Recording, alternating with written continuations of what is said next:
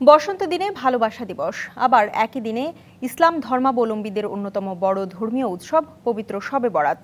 এসব উৎসব ও আয়োজনকে কেন্দ্র করে রাজধানীতে আইন শৃঙ্খলা পরিস্থিতি স্বাভাবিক রাখতে জোরদার করা হয়েছে নিরাপত্তা ব্যবস্থা। অনাকাঙ্ক্ষিত কিছু ঘটবে না এমন প্রত্যাশাই সবার। জুলাই আগস্টের রক্তাক্ত গণঅভ্যুত্থানের পর দেশে প্রথমবার উদযাপিত হচ্ছে বসন্ত বরণ ও ভালোবাসা দিবস। রাতেই পালিত হবে পবিত্র শবে বরাত। শুক্রবার সকাল থেকে রাজধানীর শাহবাগ, ঢাকা বিশ্ববিদ্যালয়, বইমেলা প্রাঙ্গণ ও বিভিন্ন বিনোদন কেন্দ্রে তরুণীদের পাশাপাশি নানা বয়সীদের পদচারণায় মুখর। পাশাপাশি রাতে শবে বরাত। একই দিনে বিভিন্ন উৎসব ঘিরে নিরাপত্তা নিয়ে মিশ্র প্রতিক্রিয়া নগরবাসী। এখন অনেকক্ষণ আমরা আসছি, এখন পর্যন্ত সবকিছু সেফ লাগছে, কোনো ঝামেলা হয়নি, আর মনে হয় না হবে কিছু। নিরাপত্তা ঠিক আছে, সব অনেক নিরাপত্তা এবং সুন্দর পরিবেশ আমার কাছে অনেক ভালো লাগছে। মাঠের অলরাউন্ডার আমি, আর ঘরের অলরাউন্ডার টাইলক্স।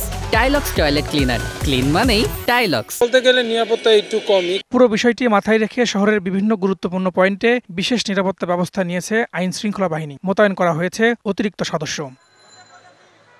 যে কোনো অপ্রীতিকর পরিস্থিতি রোধে আইন শৃঙ্খলা বাহিনী তৎপর রয়েছে বলে জানান ঢাকা মহানগর পুলিশের রমনা বিভাগের উপপুলিশ কমিশনার।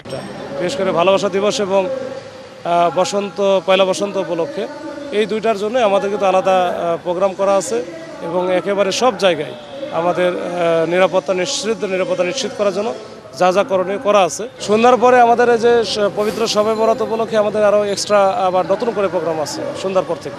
কোনো অনাকাঙ্ক্ষিত পরিস্থিতি সৃষ্টি হলে দ্রুত তা পুলিশকে জানানোর আহ্বানও জানান তিনি। Farhaduzzaman, DBC news, Dhaka.